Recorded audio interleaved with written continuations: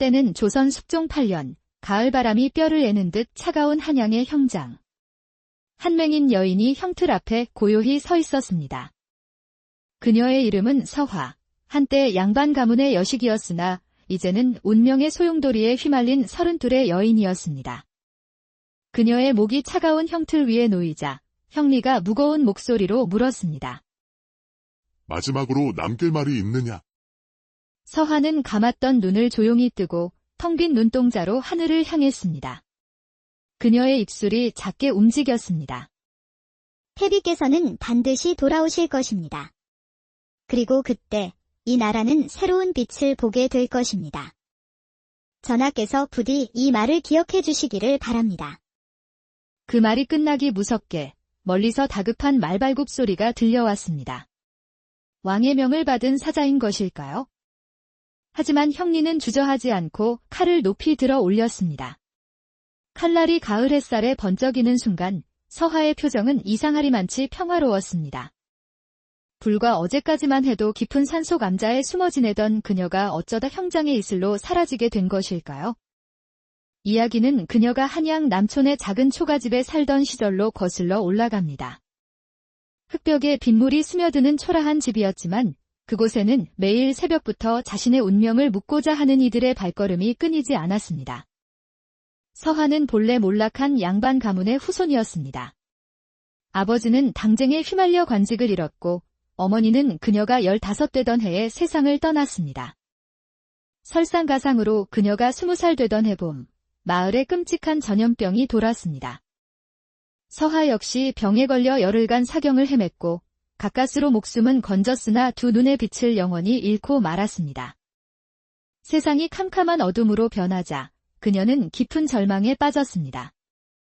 그러던 어느 날 밤, 그녀는 기이한 꿈을 꾸었습니다. 꿈속에 백발의 신선이 나타나 그녀에게 말했습니다. 어둠 속에서 빛을 보는 자는 세상의 이면을 보게 될 것이다. 너는 이제 손끝으로 운명의 시를 읽을 수 있으리라. 꿈에서 깨어난 서화는 자신의 손바닥이 이상하게 따뜻해진 것을 느꼈습니다. 마침 그날 찾아온 친구가 남편의 장사길이 걱정된다며 한숨을 쉬자 서화는 무의식적으로 친구의 손을 잡았습니다. 순간 그녀의 머릿속에 강을 건너는 배의 모습과 배 위에서 웃고 있는 친구 남편의 모습이 선명하게 그려졌습니다. 걱정하지 말게. 자네 남편은 이미 강을 건너 무사히 길을 가고 있네. 보름 뒤에는 주머니가 가득 채워져 돌아올 것이야. 놀랍게도 정확히 보름 뒤 친구의 남편은 큰 이익을 남기고 무사히 돌아왔습니다. 이 일을 계기로 서화의 특별한 능력에 대한 소문이 퍼지기 시작했습니다. 그녀는 금, 목, 수, 화, 토 5행을 상징하는 5개의 자갈돌을 손바닥 위에 놓고 돌들이 만드는 무늬와 온도, 미세한 진동으로 미래를 예견했습니다. 이 돌들은 제게 말을 건넵니다. 사람의 숨결, 땀의 온도, 손의 떨림까지도 모두 운명의 언어이지요. 그녀의 명성은 남촌의 서민들을 넘어 북촌의 양반들에게까지 퍼져나갔지만 그녀는 결코 많은 대가를 바라지 않았습니다. 그녀에게 점술은 생계수단이 아니라 하늘이 내린 소명이었기 때문입니다. 그러던 숙종 14년, 눈이 굵게 내리던 동짓달 밤이었습니다. 그날 밤, 서화는 태어나서 처음으로 온전히 세상을 보는 꿈을 꾸었습니다.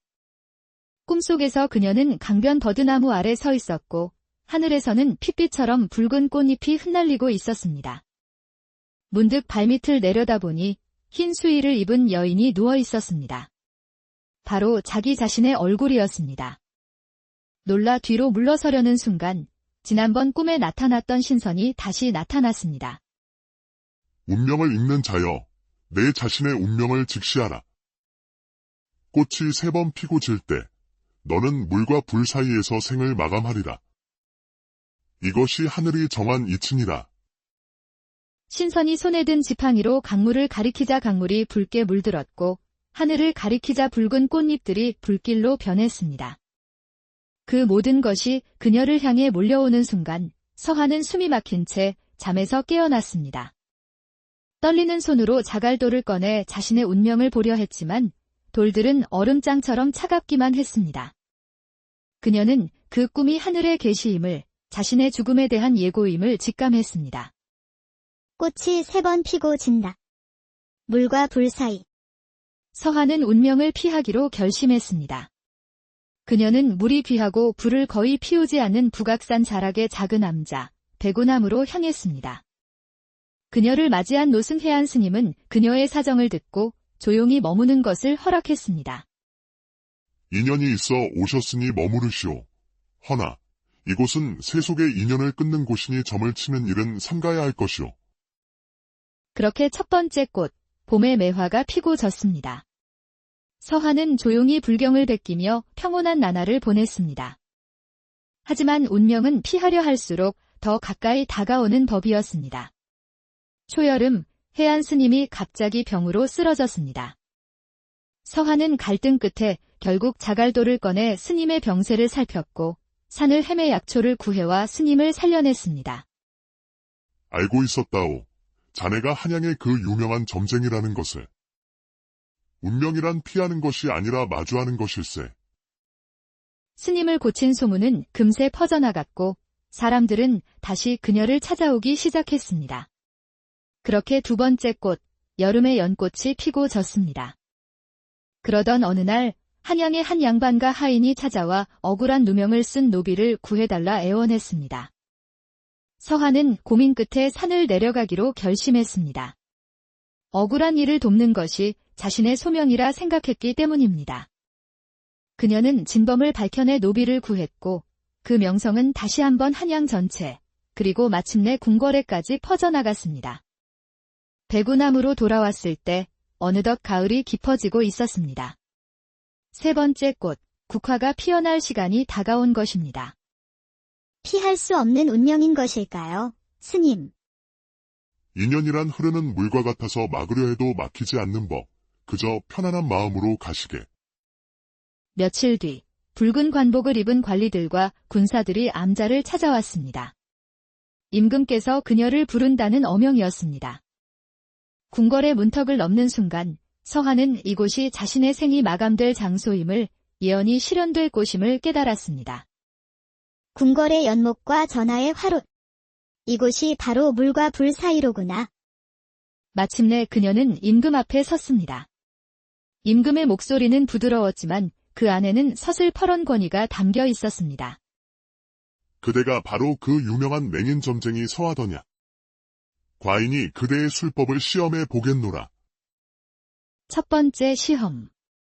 임금은 양손 중 어느 손에 옥새가 있는지 물었습니다. 전하의 양손 모두에 옥새는 없사옵니다. 옥새는 지금 용상 오른편 상자 안에 있나이다. 두 번째 시험. 대비마마께서 지금 무엇을 하고 계신지 물었습니다. 대비마마께서는 지금 정침에서 경문을 읽고 계시며 창밖으로 지는 오동나무 잎을 보고 계시나이다. 내관이 급히 확인하고 돌아와 고하자 임금의 표정이 더욱 진지해졌습니다. 자, 이제 마지막 시험이다. 과인의 마음속에 있는 것을 맞춰보아라. 서한은 잠시 침묵했습니다. 왕의 마음은 깊은 바다와 같아 쉽게 헤아릴 수 없기 때문입니다. 그녀는 다시 한번 자갈도를 굴리고 천천히 입을 열었습니다. 전하께서는 지금 두 가지 고민이 있으시나이다. 하나는 북방의 국경 문제요며 또 하나는 서한은 망설였습니다. 그것은 위험한 주제였습니다. 하지만 그녀는 진실을 말하기로 했습니다. 또 하나는 패비에 관한 것이옵니다. 전하께서는 패비를 다시 궁으로 들이실 뜻이 있으시나 신하들의 반대를 우려하고 계시나이다. 순간 대전 안의 공기가 얼어붙었습니다. 신하들이 벌떡 일어나 그녀를 처벌하라 외쳤습니다. 감히 국본에 관한 말을 함부로 하다니. 요사스러운 술법으로 국사를 어지럽히려는 흉기가 옵니다. 당장 저자를 처벌하소서. 임금은 복잡한 표정으로 그녀를 바라보았습니다. 그대는 자신의 죽음을 알면서도 어찌 그런 위험한 말을 하였느냐. 전하, 소녀는 평생 사람들에게 진실만을 말해왔사옵니다. 제 자신에게 거짓을 고할 수는 없었습니다. 그리고 이것이 바로 제게 주어진 운명임을 알고 있사옵니다. 임금은 깊은 감명을 받았지만 신하들의 거센 반대에 결국 결정을 내렸습니다. 오늘 밤은 궁의 별실에서 묵으며 생각할 시간을 갖도록 하라. 내일 아침 과인이 최종 결정을 내리겠노라. 그녀가 안내된 작은 별실에는 한쪽에 물이 담긴 대야가, 다른 쪽에는 작은 화로가 놓여 있었습니다. 그녀는 문자 그대로 물과 불 사이에 있었습니다. 그날 밤, 군사들이 들이닥쳐 국본에 관한 망언을 한 죄로 그녀를 체포했습니다. 다음 날 아침, 서하는 궁궐 서쪽 연못 가까이에 마련된 형장으로 끌려갔습니다. 형리의 화로에서는 붉은 불꽃이 타오르고 있었습니다. 예언은 정확히 실현되었습니다. 마지막으로 남길 말이 있느냐? 패비께서는 돌아오실 것이며 그때 나라는 새로운 빛을 보게 될 것입니다. 5번째 꽃이 필 때 모든 것이 이루어질 것입니다. 형리의 칼이 번쩍였고 서하의 생명은 그렇게 마감되었습니다. 그녀의 마지막 말은 임금에게 전해졌고 왕은 깊은 후회에 잠겼습니다. 그리고 몇 달이 지나 이듬해 봄, 5번째 꽃의 계절이 돌아왔습니다. 임금은 오랜 고민 끝에 패비를 복위시키기로 결정했습니다. 서하의 예언대로 이는 조선 정치사의 새로운 전환점이 되었습니다. 서하의 이야기는 민간에 널리 퍼져 자신의 운명을 알면서도 진실을 택한 용기 있는 여인으로 기억되었습니다. 사람들은 매년 가을이 되면 작은 연못가에 모여 5개의 자갈돌을 올린 종이배를 띄우며 자신의 운명과 마주할 용기를 기원했다고. 때는 조선 숙종 8년, 가을바람이 뼈를 애는 듯 차가운 한양의 형장. 한맹인 여인이 형틀 앞에 고요히 서 있었습니다. 그녀의 이름은 서화, 한때 양반 가문의 여식이었으나 이제는 운명의 소용돌이에 휘말린 32의 여인이었습니다. 그녀의 목이 차가운 형틀 위에 놓이자 형리가 무거운 목소리로 물었습니다.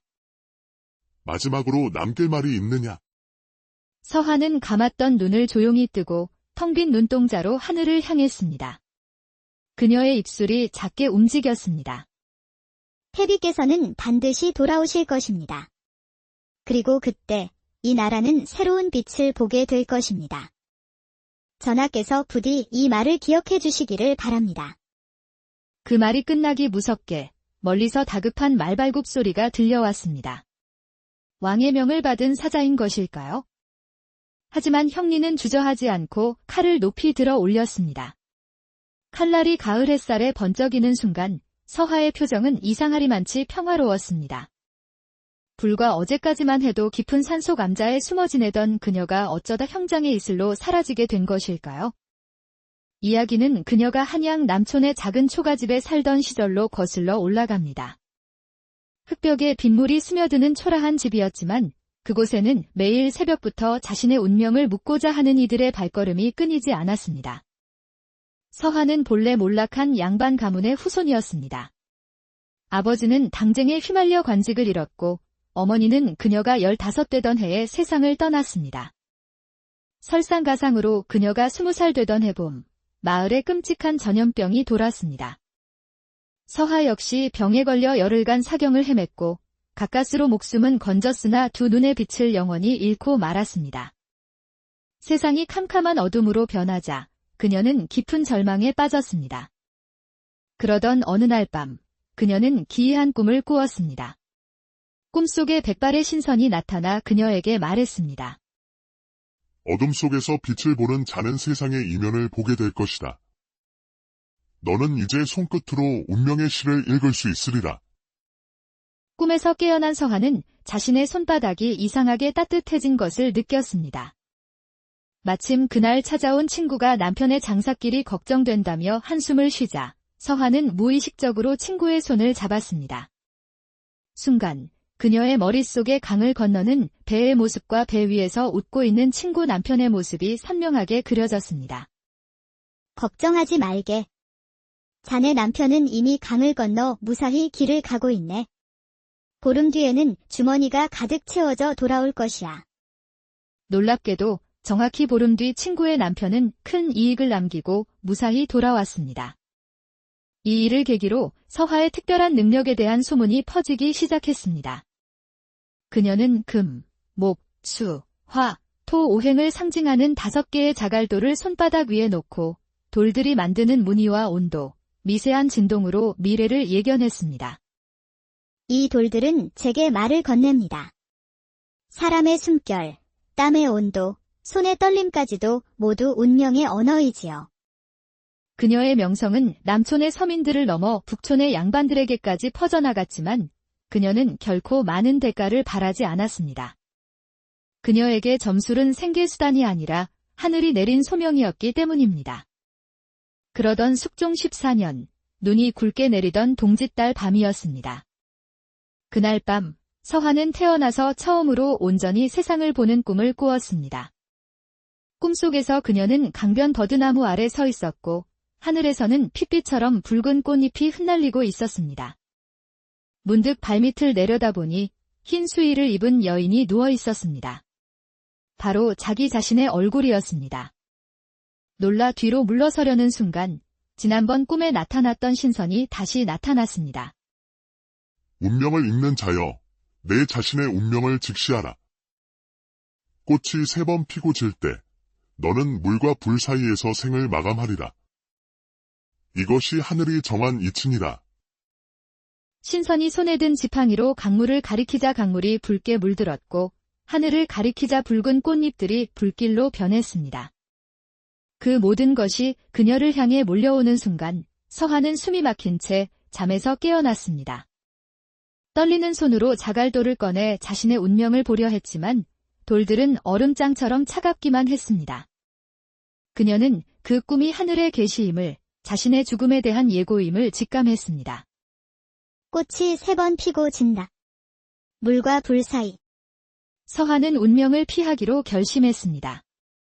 그녀는 물이 귀하고 불을 거의 피우지 않는 북악산 자락의 작은 암자, 배구나무로 향했습니다. 그녀를 맞이한 노승해안 스님은 그녀의 사정을 듣고 조용히 머무는 것을 허락했습니다. 인연이 있어 오셨으니 머무르시오. 허나 이곳은 세속의 인연을 끊는 곳이니 점을 치는 일은 삼가야 할 것이오. 그렇게 첫 번째 꽃, 봄의 매화가 피고 졌습니다. 서화는 조용히 불경을 베끼며 평온한 나날을 보냈습니다.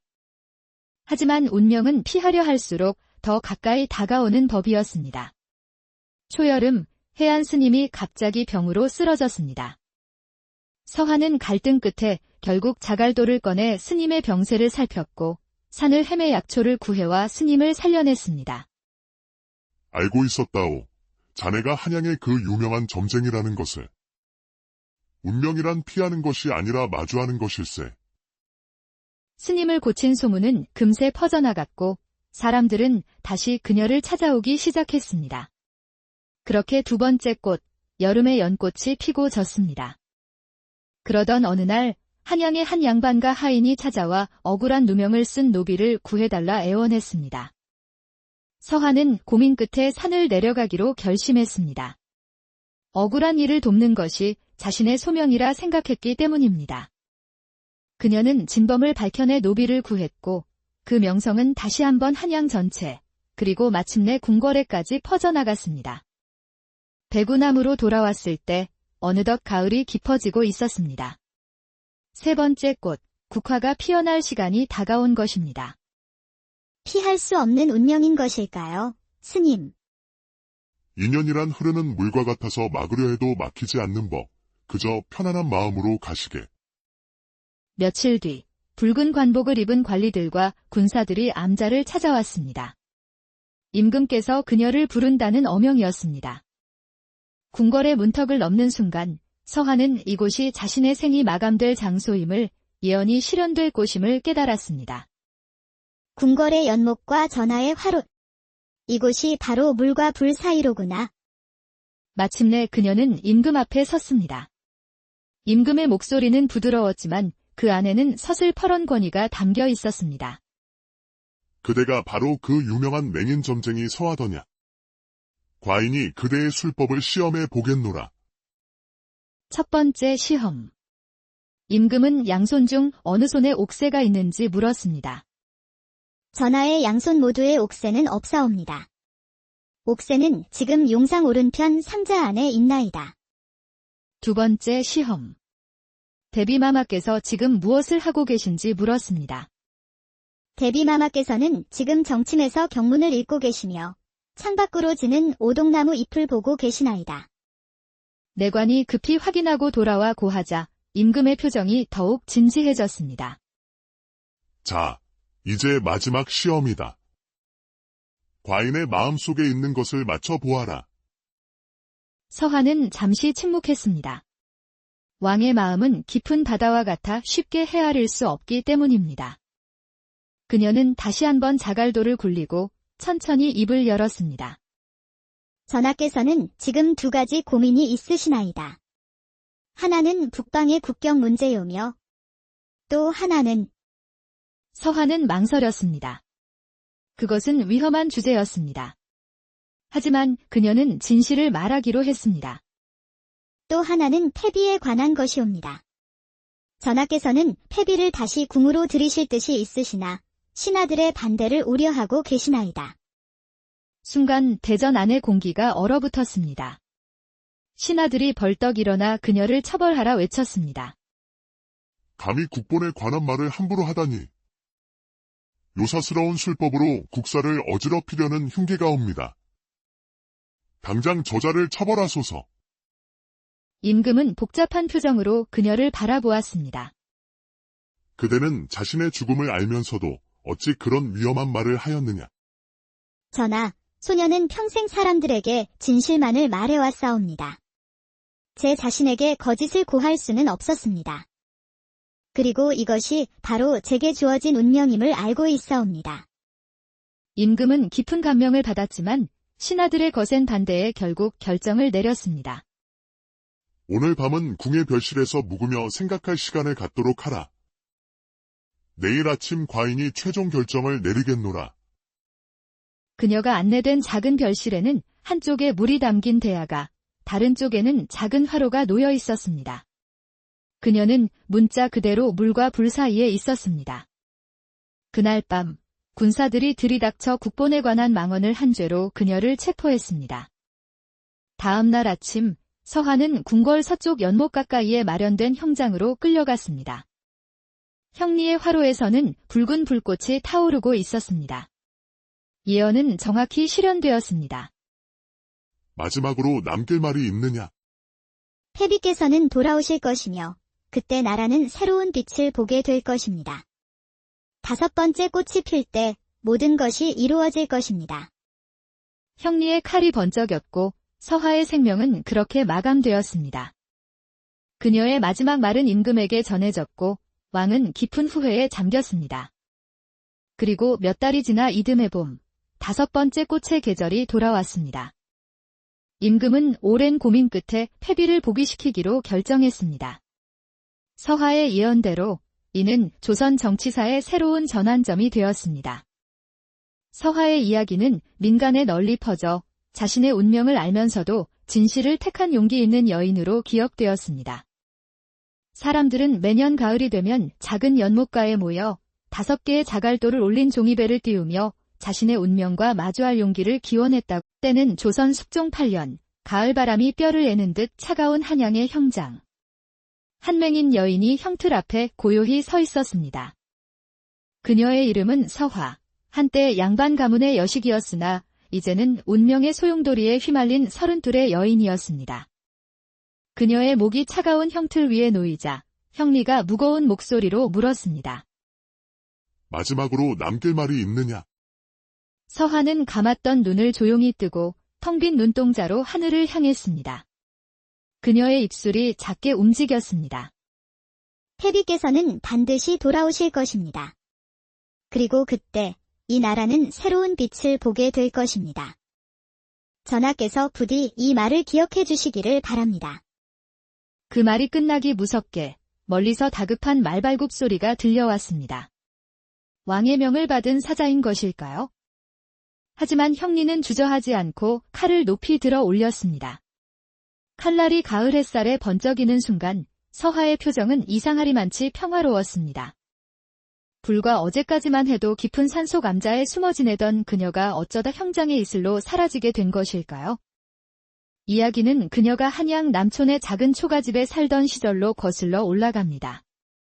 흙벽에 빗물이 스며드는 초라한 집이었지만 그곳에는 매일 새벽부터 자신의 운명을 묻고자 하는 이들의 발걸음이 끊이지 않았습니다. 서한은 본래 몰락한 양반 가문의 후손이었습니다. 아버지는 당쟁에 휘말려 관직을 잃었고 어머니는 그녀가 15되던 해에 세상을 떠났습니다. 설상가상으로 그녀가 20살 되던 해봄, 마을에 끔찍한 전염병이 돌았습니다. 서하 역시 병에 걸려 열흘간 사경을 헤맸고 가까스로 목숨은 건졌으나 두 눈의 빛을 영원히 잃고 말았습니다. 세상이 캄캄한 어둠으로 변하자 그녀는 깊은 절망에 빠졌습니다. 그러던 어느 날 밤, 그녀는 기이한 꿈을 꾸었습니다. 꿈속에 백발의 신선이 나타나 그녀에게 말했습니다. 어둠 속에서 빛을 보는 자는 세상의 이면을 보게 될 것이다. 너는 이제 손끝으로 운명의 시를 읽을 수 있으리라. 꿈에서 깨어난 서한은 자신의 손바닥이 이상하게 따뜻해진 것을 느꼈습니다. 마침 그날 찾아온 친구가 남편의 장사길이 걱정된다며 한숨을 쉬자 서한은 무의식적으로 친구의 손을 잡았습니다. 순간 그녀의 머릿속에 강을 건너는 배의 모습과 배 위에서 웃고 있는 친구 남편의 모습이 선명하게 그려졌습니다. 걱정하지 말게. 자네 남편은 이미 강을 건너 무사히 길을 가고 있네. 보름 뒤에는 주머니가 가득 채워져 돌아올 것이야. 놀랍게도 정확히 보름 뒤 친구의 남편은 큰 이익을 남기고 무사히 돌아왔습니다. 이 일을 계기로 서하의 특별한 능력에 대한 소문이 퍼지기 시작했습니다. 그녀는 금, 목, 수, 화, 토, 오행을 상징하는 5개의 자갈돌을 손바닥 위에 놓고 돌들이 만드는 무늬와 온도, 미세한 진동으로 미래를 예견했습니다. 이 돌들은 제게 말을 건넵니다. 사람의 숨결, 땀의 온도, 손의 떨림까지도 모두 운명의 언어이지요. 그녀의 명성은 남촌의 서민들을 넘어 북촌의 양반들에게까지 퍼져나갔지만 그녀는 결코 많은 대가를 바라지 않았습니다. 그녀에게 점술은 생계수단이 아니라 하늘이 내린 소명이었기 때문입니다. 그러던 숙종 14년, 눈이 굵게 내리던 동짓달 밤이었습니다. 그날 밤, 서한은 태어나서 처음으로 온전히 세상을 보는 꿈을 꾸었습니다. 꿈속에서 그녀는 강변 버드나무 아래 서 있었고 하늘에서는 핏빛처럼 붉은 꽃잎이 흩날리고 있었습니다. 문득 발밑을 내려다보니 흰 수의를 입은 여인이 누워 있었습니다. 바로 자기 자신의 얼굴이었습니다. 놀라 뒤로 물러서려는 순간 지난번 꿈에 나타났던 신선이 다시 나타났습니다. 운명을 읽는 자여, 내 자신의 운명을 직시하라. 꽃이 3번 피고 질 때, 너는 물과 불 사이에서 생을 마감하리라. 이것이 하늘이 정한 이치니라. 신선이 손에 든 지팡이로 강물을 가리키자 강물이 붉게 물들었고 하늘을 가리키자 붉은 꽃잎들이 불길로 변했습니다. 그 모든 것이 그녀를 향해 몰려오는 순간 서한은 숨이 막힌 채 잠에서 깨어났습니다. 떨리는 손으로 자갈돌을 꺼내 자신의 운명을 보려 했지만 돌들은 얼음장처럼 차갑기만 했습니다. 그녀는 그 꿈이 하늘의 계시임을, 자신의 죽음에 대한 예고임을 직감했습니다. 꽃이 3번 피고 진다. 물과 불 사이. 서한은 운명을 피하기로 결심했습니다. 그녀는 물이 귀하고 불을 거의 피우지 않는 북악산 자락의 작은 암자, 백운암으로 향했습니다. 그녀를 맞이한 노승 해안 스님은 그녀의 사정을 듣고 조용히 머무는 것을 허락했습니다. 인연이 있어 오셨으니 머무르시오. 허나 이곳은 세속의 인연을 끊는 곳이니 점을 치는 일은 삼가야 할 것이오. 그렇게 첫 번째 꽃, 봄의 매화가 피고 졌습니다. 서한은 조용히 불경을 베끼며 평온한 나날을 보냈습니다. 하지만 운명은 피하려 할수록 더 가까이 다가오는 법이었습니다. 초여름, 해안 스님이 갑자기 병으로 쓰러졌습니다. 서한은 갈등 끝에 결국 자갈돌을 꺼내 스님의 병세를 살폈고 산을 헤매 약초를 구해와 스님을 살려냈습니다. 알고 있었다오. 자네가 한양의 그 유명한 점쟁이라는 것을. 운명이란 피하는 것이 아니라 마주하는 것일세. 스님을 고친 소문은 금세 퍼져나갔고 사람들은 다시 그녀를 찾아오기 시작했습니다. 그렇게 두 번째 꽃, 여름의 연꽃이 피고 졌습니다. 그러던 어느 날 한양의 한 양반과 하인이 찾아와 억울한 누명을 쓴 노비를 구해달라 애원했습니다. 서한은 고민 끝에 산을 내려가기로 결심했습니다. 억울한 이를 돕는 것이 자신의 소명이라 생각했기 때문입니다. 그녀는 진범을 밝혀내 노비를 구했고 그 명성은 다시 한번 한양 전체, 그리고 마침내 궁궐에까지 퍼져나갔습니다. 배구남으로 돌아왔을 때 어느덧 가을이 깊어지고 있었습니다. 세 번째 꽃, 국화가 피어날 시간이 다가온 것입니다. 피할 수 없는 운명인 것일까요, 스님? 인연이란 흐르는 물과 같아서 막으려 해도 막히지 않는 법. 그저 편안한 마음으로 가시게. 며칠 뒤 붉은 관복을 입은 관리들과 군사들이 암자를 찾아왔습니다. 임금께서 그녀를 부른다는 어명이었습니다. 궁궐의 문턱을 넘는 순간 서한은 이곳이 자신의 생이 마감될 장소임을, 예언이 실현될 곳임을 깨달았습니다. 궁궐의 연못과 전하의 화롯. 이곳이 바로 물과 불 사이로구나. 마침내 그녀는 임금 앞에 섰습니다. 임금의 목소리는 부드러웠지만 그 안에는 서슬퍼런 권위가 담겨 있었습니다. 그대가 바로 그 유명한 맹인 점쟁이 서하더냐. 과인이 그대의 술법을 시험해 보겠노라. 첫 번째 시험. 임금은 양손 중 어느 손에 옥새가 있는지 물었습니다. 전하의 양손 모두에 옥새는 없사옵니다. 옥새는 지금 용상 오른편 상자 안에 있나이다. 두 번째 시험. 대비마마께서 지금 무엇을 하고 계신지 물었습니다. 대비마마께서는 지금 정침에서 경문을 읽고 계시며 창밖으로 지는 오동나무 잎을 보고 계시나이다. 내관이 급히 확인하고 돌아와 고하자 임금의 표정이 더욱 진지해졌습니다. 자, 이제 마지막 시험이다. 과인의 마음속에 있는 것을 맞춰보아라. 서한은 잠시 침묵했습니다. 왕의 마음은 깊은 바다와 같아 쉽게 헤아릴 수 없기 때문입니다. 그녀는 다시 한번 자갈도를 굴리고 천천히 입을 열었습니다. 전하께서는 지금 두 가지 고민이 있으시나이다. 하나는 북방의 국경 문제요며 또 하나는 서한은 망설였습니다. 그것은 위험한 주제였습니다. 하지만 그녀는 진실을 말하기로 했습니다. 또 하나는 패비에 관한 것이옵니다. 전하께서는 패비를 다시 궁으로 들이실 뜻이 있으시나 신하들의 반대를 우려하고 계시나이다. 순간 대전 안의 공기가 얼어붙었습니다. 신하들이 벌떡 일어나 그녀를 처벌하라 외쳤습니다. 감히 국본에 관한 말을 함부로 하다니. 요사스러운 술법으로 국사를 어지럽히려는 흉계가 옵니다. 당장 저자를 처벌하소서. 임금은 복잡한 표정으로 그녀를 바라보았습니다. 그대는 자신의 죽음을 알면서도 어찌 그런 위험한 말을 하였느냐. 전하, 소녀는 평생 사람들에게 진실만을 말해왔사옵니다. 제 자신에게 거짓을 고할 수는 없었습니다. 그리고 이것이 바로 제게 주어진 운명임을 알고 있사옵니다. 임금은 깊은 감명을 받았지만 신하들의 거센 반대에 결국 결정을 내렸습니다. 오늘 밤은 궁의 별실에서 묵으며 생각할 시간을 갖도록 하라. 내일 아침 과인이 최종 결정을 내리겠노라. 그녀가 안내된 작은 별실에는 한쪽에 물이 담긴 대야가, 다른 쪽에는 작은 화로가 놓여 있었습니다. 그녀는 문자 그대로 물과 불 사이에 있었습니다. 그날 밤 군사들이 들이닥쳐 국본에 관한 망언을 한 죄로 그녀를 체포했습니다. 다음 날 아침 서한은 궁궐 서쪽 연못 가까이에 마련된 형장으로 끌려갔습니다.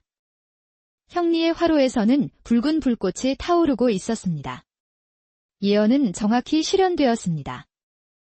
마지막으로 남길 말이 있느냐? 패비께서는 돌아오실 것이며 그때 나라는 새로운 빛을 보게 될 것입니다.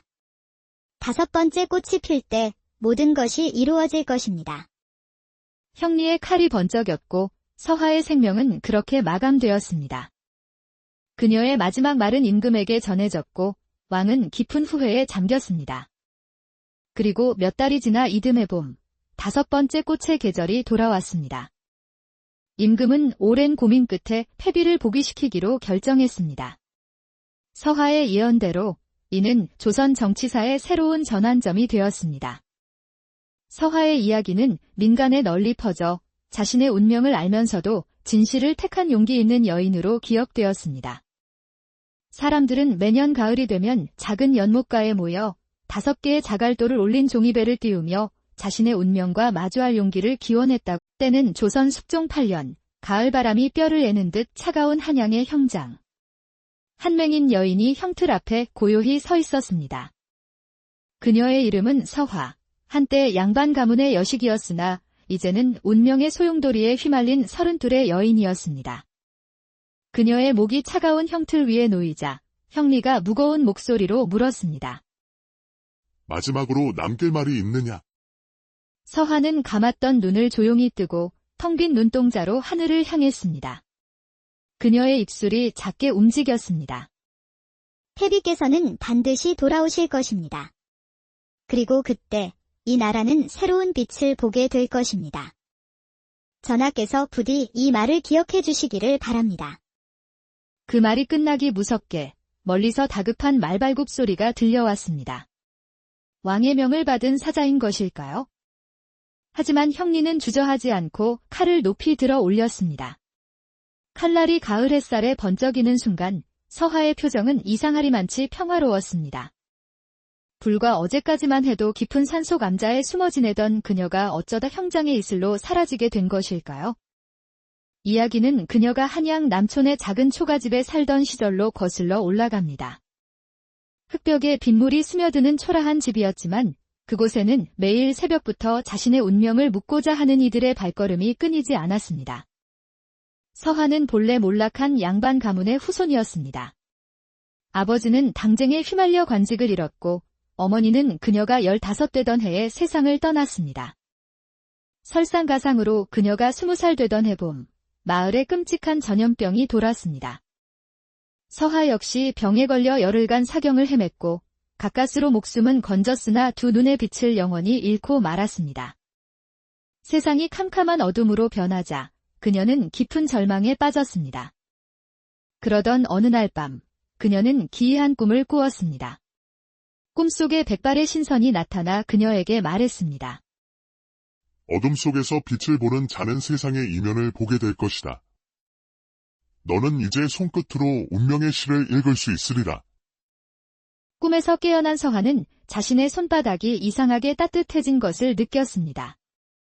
마침 그날 찾아온 친구가 남편의 장사길이 걱정된다며 한숨을 쉬자 서하는 무의식적으로 친구의 손을 잡았습니다. 순간 그녀의 머릿속에 강을 건너는 배의 모습과 배 위에서 웃고 있는 친구 남편의 모습이 선명하게 그려졌습니다. 걱정하지 말게. 자네 남편은 이미 강을 건너 무사히 길을 가고 있네. 보름 뒤에는 주머니가 가득 채워져 돌아올 것이야. 놀랍게도 정확히 보름 뒤 친구의 남편은 큰 이익을 남기고 무사히 돌아왔습니다. 이 일을 계기로 서하의 특별한 능력에 대한 소문이 퍼지기 시작했습니다. 그녀는 금, 목, 수, 화, 토 오행을 상징하는 5개의 자갈돌을 손바닥 위에 놓고 돌들이 만드는 무늬와 온도, 미세한 진동으로 미래를 예견했습니다. 이 돌들은 제게 말을 건넵니다. 사람의 숨결, 땀의 온도, 손의 떨림까지도 모두 운명의 언어이지요. 그녀의 명성은 남촌의 서민들을 넘어 북촌의 양반들에게까지 퍼져나갔지만 그녀는 결코 많은 대가를 바라지 않았습니다. 그녀에게 점술은 생계수단이 아니라 하늘이 내린 소명이었기 때문입니다. 그러던 숙종 14년, 눈이 굵게 내리던 동짓달 밤이었습니다. 그날 밤, 서하는 태어나서 처음으로 온전히 세상을 보는 꿈을 꾸었습니다. 꿈속에서 그녀는 강변 버드나무 아래 서 있었고 하늘에서는 핏빛처럼 붉은 꽃잎이 흩날리고 있었습니다. 문득 발밑을 내려다보니 흰 수의를 입은 여인이 누워 있었습니다. 바로 자기 자신의 얼굴이었습니다.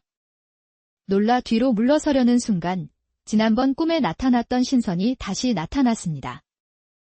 운명을 읽는 자여, 내 자신의 운명을 직시하라. 꽃이 3번 피고 질 때, 너는 물과 불 사이에서 생을 마감하리라. 이것이 하늘이 정한 이치니라. 신선이 손에 든 지팡이로 강물을 가리키자 강물이 붉게 물들었고 하늘을 가리키자 붉은 꽃잎들이 불길로 변했습니다. 그 모든 것이 그녀를 향해 몰려오는 순간 서한은 숨이 막힌 채 잠에서 깨어났습니다. 떨리는 손으로 자갈돌을 꺼내 자신의 운명을 보려 했지만 돌들은 얼음장처럼 차갑기만 했습니다.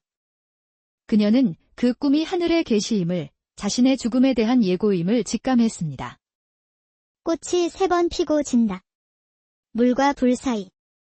서한은 운명을 피하기로 결심했습니다. 그녀는 물이 귀하고 불을 거의 피우지 않는 북악산 자락의 작은 남자, 배구나무로 향했습니다. 그녀를 맞이한 노승해안 스님은 그녀의 사정을 듣고 조용히 머무는 것을 허락했습니다. 인연이 있어 오셨으니 머무르시오. 허나 이곳은 세속의 인연을 끊는 곳이니 점을 치는 일은 삼가야 할 것이오. 그렇게 첫 번째 꽃, 봄의 매화가 피고 졌습니다. 서한은 조용히 불경을 베끼며 평온한 나날을 보냈습니다. 하지만 운명은 피하려 할수록 더 가까이 다가오는 법이었습니다. 초여름, 해안 스님이 갑자기 병으로 쓰러졌습니다. 서한은 갈등 끝에 결국 자갈돌을 꺼내 스님의 병세를 살폈고 산을 헤매 약초를 구해와 스님을 살려냈습니다. 알고 있었다오. 자네가 한양의 그 유명한 점쟁이라는 것을. 운명이란 피하는 것이 아니라 마주하는 것일세. 스님을 고친 소문은 금세 퍼져나갔고 사람들은 다시 그녀를 찾아오기 시작했습니다. 그렇게 두 번째 꽃, 여름의 연꽃이 피고 졌습니다. 그러던 어느 날 한양의 한 양반과 하인이 찾아와 억울한 누명을 쓴 노비를 구해달라 애원했습니다. 서한은 고민 끝에 산을 내려가기로 결심했습니다. 억울한 이를 돕는 것이 자신의 소명이라 생각했기 때문입니다. 그녀는 진범을 밝혀내 노비를 구했고 그 명성은 다시 한번 한양 전체, 그리고 마침내 궁궐에까지 퍼져나갔습니다. 배구나무로 돌아왔을 때 어느덧 가을이 깊어지고 있었습니다. 세 번째 꽃, 국화가 피어날 시간이 다가온 것입니다. 피할 수 없는 운명인 것일까요, 스님? 인연이란 흐르는 물과 같아서 막으려 해도 막히지 않는 법. 그저 편안한 마음으로 가시게. 며칠 뒤 붉은 관복을 입은 관리들과 군사들이 암자를 찾아왔습니다. 임금께서 그녀를 부른다는 어명이었습니다. 궁궐의 문턱을 넘는 순간 서한은 이곳이 자신의 생이 마감될 장소임을, 예언이 실현될 곳임을 깨달았습니다. 궁궐의 연못과 전하의 화롯. 이곳이 바로 물과 불 사이로구나. 마침내 그녀는 임금 앞에 섰습니다. 임금의 목소리는 부드러웠지만 그 안에는 서슬퍼런 권위가 담겨 있었습니다. 그대가 바로 그 유명한 맹인 점쟁이 서하더냐. 과인이 그대의 술법을 시험해 보겠노라. 첫 번째 시험. 임금은 양손 중 어느 손에 옥새가 있는지 물었습니다. 전하의 양손 모두의 옥새는 없사옵니다. 옥새는 지금 용상 오른편 상자 안에 있나이다. 두 번째 시험. 대비마마께서 지금 무엇을 하고 계신지 물었습니다. 대비마마께서는 지금 정침에서 경문을 읽고 계시며 창밖으로 지는 오동나무 잎을 보고 계시나이다. 내관이 급히 확인하고 돌아와 고하자 임금의 표정이 더욱 진지해졌습니다. 자, 이제 마지막 시험이다. 과인의 마음속에 있는 것을 맞춰보아라. 서한은 잠시 침묵했습니다. 왕의 마음은 깊은 바다와 같아 쉽게 헤아릴 수 없기 때문입니다. 그녀는 다시 한번 자갈돌을 굴리고 천천히 입을 열었습니다. 전하께서는 지금 두 가지 고민이 있으시나이다. 하나는 북방의 국경 문제요며 또 하나는 서한은 망설였습니다. 그것은 위험한 주제였습니다. 하지만 그녀는 진실을 말하기로 했습니다. 또 하나는 태비에 관한 것이옵니다. 전하께서는 패비를 다시 궁으로 들이실 뜻이 있으시나 신하들의 반대를 우려하고 계시나이다. 순간 대전 안의 공기가 얼어붙었습니다. 신하들이 벌떡 일어나 그녀를 처벌하라 외쳤습니다. 감히 국본에 관한 말을 함부로 하다니. 요사스러운 술법으로 국사를 어지럽히려는 흉계가옵니다. 당장 저자를 처벌하소서. 임금은 복잡한 표정으로 그녀를 바라보았습니다. 그대는 자신의 죽음을 알면서도 어찌 그런 위험한 말을 하였느냐. 전하, 소녀는 평생 사람들에게 진실만을 말해왔사옵니다. 제 자신에게 거짓을 고할 수는 없었습니다. 그리고 이것이 바로 제게 주어진 운명임을 알고 있사옵니다. 임금은 깊은 감명을 받았지만 신하들의 거센 반대에 결국 결정을 내렸습니다. 오늘 밤은 궁의 별실에서 묵으며 생각할 시간을 갖도록 하라. 내일 아침 과인이 최종 결정을 내리겠노라. 그녀가 안내된 작은 별실에는 한쪽에 물이 담긴 대야가, 다른 쪽에는 작은 화로가 놓여 있었습니다. 그녀는 문자 그대로 물과 불 사이에 있었습니다. 그날 밤, 군사들이 들이닥쳐 국본에 관한 망언을 한 죄로 그녀를 체포했습니다. 다음 날 아침, 서하는 궁궐 서쪽 연못 가까이에 마련된 형장으로 끌려갔습니다. 형리의 화로에서는 붉은 불꽃이 타오르고 있었습니다. 예언은 정확히 실현되었습니다. 마지막으로 남길 말이 있느냐? 패비께서는 돌아오실 것이며 그때 나라는 새로운 빛을 보게 될 것입니다. 5번째 꽃이 필 때 모든 것이 이루어질 것입니다. 형리의 칼이 번쩍였고 서하의 생명은 그렇게 마감되었습니다. 그녀의 마지막 말은 임금에게 전해졌고 왕은 깊은 후회에 잠겼습니다. 그리고 몇 달이 지나 이듬해 봄, 5번째 꽃의 계절이 돌아왔습니다. 임금은 오랜 고민 끝에 패비를 복위시키기로 결정했습니다. 서하의 예언대로 이는 조선 정치사의 새로운 전환점이 되었습니다. 서하의 이야기는 민간에 널리 퍼져 자신의 운명을 알면서도 진실을 택한 용기 있는 여인으로 기억되었습니다. 사람들은 매년 가을이 되면 작은 연못가에 모여 5개의 자갈돌을 올린 종이배를 띄우며 자신의 운명과 마주할 용기를 기원했다고. 때는 조선 숙종 8년, 가을바람이 뼈를 애는 듯 차가운 한양의 형장. 한맹인 여인이 형틀 앞에 고요히 서 있었습니다. 그녀의 이름은 서화, 한때 양반 가문의 여식이었으나 이제는 운명의 소용돌이에 휘말린 32의 여인이었습니다. 그녀의 목이 차가운 형틀 위에 놓이자 형리가 무거운 목소리로 물었습니다. 마지막으로 남길 말이 있느냐? 서하는 감았던 눈을 조용히 뜨고 텅 빈 눈동자로 하늘을 향했습니다. 그녀의 입술이 작게 움직였습니다. 패비께서는 반드시 돌아오실 것입니다. 그리고 그때 이 나라는 새로운 빛을 보게 될 것입니다. 전하께서 부디 이 말을 기억해 주시기를 바랍니다. 그 말이 끝나기 무섭게 멀리서 다급한 말발굽 소리가 들려왔습니다. 왕의 명을 받은 사자인 것일까요? 하지만 형리는 주저하지 않고 칼을 높이 들어 올렸습니다. 칼날이 가을 햇살에 번쩍이는 순간 서하의 표정은 이상하리만치 평화로웠습니다. 불과 어제까지만 해도 깊은 산속 암자에 숨어 지내던 그녀가 어쩌다 형장의 이슬로 사라지게 된 것일까요? 이야기는 그녀가 한양 남촌의 작은 초가집에 살던 시절로 거슬러 올라갑니다. 흙벽에 빗물이 스며드는 초라한 집이었지만 그곳에는 매일 새벽부터 자신의 운명을 묻고자 하는 이들의 발걸음이 끊이지 않았습니다.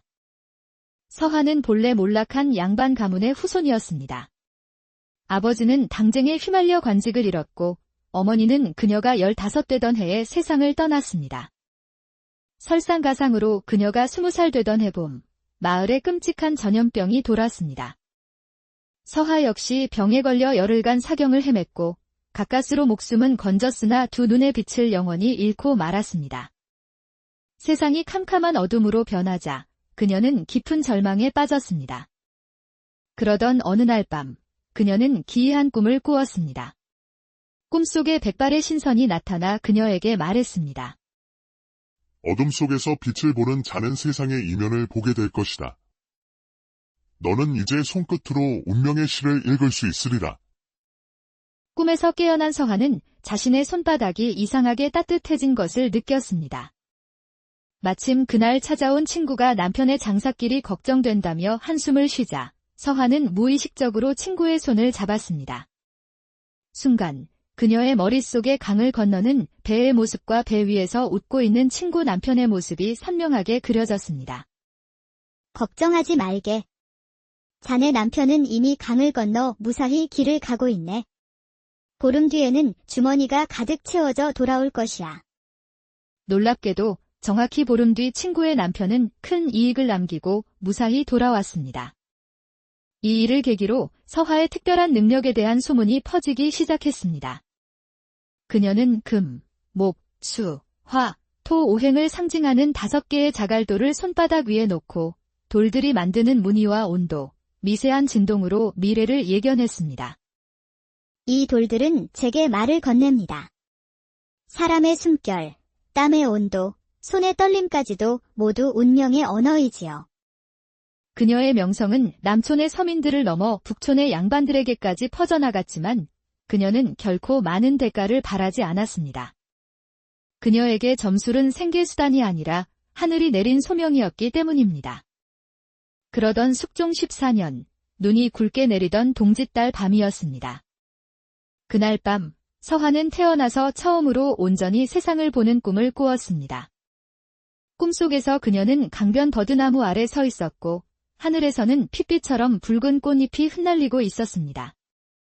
문득 발밑을 내려다보니 흰 수의를 입은 여인이 누워 있었습니다. 바로 자기 자신의 얼굴이었습니다. 놀라 뒤로 물러서려는 순간 지난번 꿈에 나타났던 신선이 다시 나타났습니다. 운명을 읽는 자여, 내 자신의 운명을 직시하라. 꽃이 3번 피고 질 때, 너는 물과 불 사이에서 생을 마감하리라. 이것이 하늘이 정한 이치니라. 신선이 손에 든 지팡이로 강물을 가리키자 강물이 붉게 물들었고 하늘을 가리키자 붉은 꽃잎들이 불길로 변했습니다. 그 모든 것이 그녀를 향해 몰려오는 순간 서화는 숨이 막힌 채 잠에서 깨어났습니다. 떨리는 손으로 자갈돌을 꺼내 자신의 운명을 보려 했지만 돌들은 얼음장처럼 차갑기만 했습니다.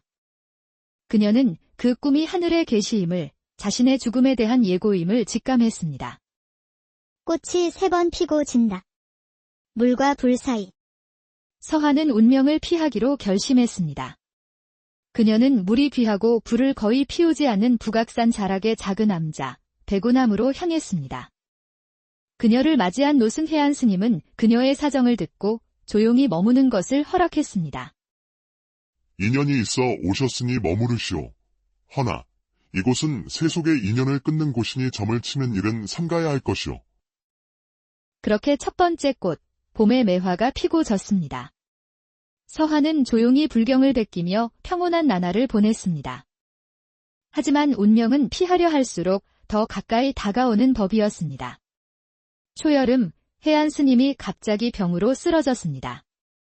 서화는 갈등 끝에 결국 자갈돌을 꺼내 스님의 병세를 살폈고 산을 헤매 약초를 구해와 스님을 살려냈습니다. 알고 있었다오. 자네가 한양의 그 유명한 점쟁이라는 것을. 운명이란 피하는 것이 아니라 마주하는 것일세. 스님을 고친 소문은 금세 퍼져나갔고 사람들은 다시 그녀를 찾아오기 시작했습니다. 그렇게 두 번째 꽃, 여름의 연꽃이 피고 졌습니다. 그러던 어느 날 한양의 한 양반과 하인이 찾아와 억울한 누명을 쓴 노비를 구해달라 애원했습니다. 서화는 고민 끝에 산을 내려가기로 결심했습니다. 억울한 이를 돕는 것이 자신의 소명이라 생각했기 때문입니다. 그녀는 진범을 밝혀내 노비를 구했고 그 명성은 다시 한번 한양 전체, 그리고 마침내 궁궐에까지 퍼져나갔습니다. 배구나무로 돌아왔을 때 어느덧 가을이 깊어지고 있었습니다. 세 번째 꽃, 국화가 피어날 시간이 다가온 것입니다. 피할 수 없는 운명인 것일까요, 스님? 인연이란 흐르는 물과 같아서 막으려 해도 막히지 않는 법. 그저 편안한 마음으로 가시게. 며칠 뒤, 붉은 관복을 입은 관리들과 군사들이 암자를 찾아왔습니다. 임금께서 그녀를 부른다는 어명이었습니다. 궁궐의 문턱을 넘는 순간 서화는 이곳이 자신의 생이 마감될 장소임을, 예언이 실현될 곳임을 깨달았습니다. 궁궐의 연못과 전하의 화롯. 이곳이 바로 물과 불 사이로구나. 마침내 그녀는 임금 앞에 섰습니다. 임금의 목소리는 부드러웠지만 그 안에는 서슬퍼런 권위가 담겨 있었습니다. 그대가 바로 그 유명한 맹인 점쟁이 서하더냐. 과인이 그대의 술법을 시험해 보겠노라. 첫 번째 시험. 임금은 양손 중 어느 손에 옥새가 있는지 물었습니다. 전하의 양손 모두에 옥새는 없사옵니다. 옥새는 지금 용상 오른편 상자 안에 있나이다. 두 번째 시험. 대비마마께서 지금 무엇을 하고 계신지 물었습니다. 대비마마께서는 지금 정침에서 경문을 읽고 계시며 창밖으로 지는 오동나무 잎을 보고 계시나이다. 내관이 급히 확인하고 돌아와 고하자 임금의 표정이 더욱 진지해졌습니다. 자, 이제 마지막 시험이다. 과인의 마음속에 있는 것을 맞춰보아라. 서하는 잠시 침묵했습니다. 왕의 마음은 깊은 바다와 같아 쉽게 헤아릴 수 없기 때문입니다. 그녀는 다시 한번 자갈도를 굴리고 천천히 입을 열었습니다. 전하께서는 지금 두 가지 고민이 있으시나이다. 하나는 북방의 국경 문제요며 또 하나는 서하는 망설였습니다. 그것은 위험한 주제였습니다. 하지만 그녀는 진실을 말하기로 했습니다. 또 하나는 패비에 관한 것이옵니다. 전하께서는 패비를 다시 궁으로 들이실 뜻이 있으시나 신하들의 반대를 우려하고 계시나이다. 순간 대전 안의 공기가 얼어붙었습니다. 신하들이 벌떡 일어나 그녀를 처벌하라 외쳤습니다. 감히 국본에 관한 말을 함부로 하다니. 요사스러운 술법으로 국사를 어지럽히려는 흉기가 옵니다. 당장 저자를 처벌하소서. 임금은 복잡한 표정으로 그녀를 바라보았습니다. 그대는 자신의 죽음을 알면서도 어찌 그런 위험한 말을 하였느냐. 전하, 소녀는 평생 사람들에게 진실만을 말해왔사옵니다. 제 자신에게 거짓을 고할 수는 없었습니다. 그리고 이것이 바로 제게 주어진 운명임을 알고 있사옵니다. 임금은 깊은 감명을 받았지만 신하들의 거센 반대에 결국 결정을 내렸습니다. 오늘 밤은 궁의 별실에서 묵으며 생각할 시간을 갖도록 하라. 내일 아침 과인이 최종 결정을 내리겠노라. 그녀가 안내된 작은 별실에는 한쪽에 물이 담긴 대야가, 다른 쪽에는 작은 화로가 놓여 있었습니다. 그녀는 문자 그대로 물과 불 사이에 있었습니다. 그날 밤, 군사들이 들이닥쳐 국본에 관한 망언을 한 죄로 그녀를 체포했습니다. 다음 날 아침, 서하는 궁궐 서쪽 연못 가까이에 마련된 형장으로 끌려갔습니다. 형리의 화로에서는 붉은 불꽃이 타오르고 있었습니다. 예언은 정확히 실현되었습니다. 마지막으로 남길 말이 있느냐? 패비께서는 돌아오실 것이며 그때 나라는 새로운 빛을 보게 될 것입니다. 다섯 번째 꽃이 필 때 모든 것이 이루어질 것입니다. 형리의 칼이 번쩍였고 서하의 생명은 그렇게 마감되었습니다. 그녀의 마지막 말은 임금에게 전해졌고 왕은 깊은 후회에 잠겼습니다. 그리고 몇 달이 지나 이듬해 봄, 다섯 번째 꽃의 계절이 돌아왔습니다. 임금은 오랜 고민 끝에 패비를 복위시키기로 결정했습니다. 서하의 예언대로 이는 조선 정치사의 새로운 전환점이 되었습니다. 서하의 이야기는 민간에 널리 퍼져 자신의 운명을 알면서도 진실을 택한 용기 있는 여인으로 기억되었습니다. 사람들은 매년 가을이 되면 작은 연못가에 모여 5개의 자갈도를 올린 종이배를 띄우며 자신의 운명과 마주할 용기를 기원했다고. 때는 조선 숙종 8년, 가을바람이 뼈를 애는 듯 차가운 한양의 형장.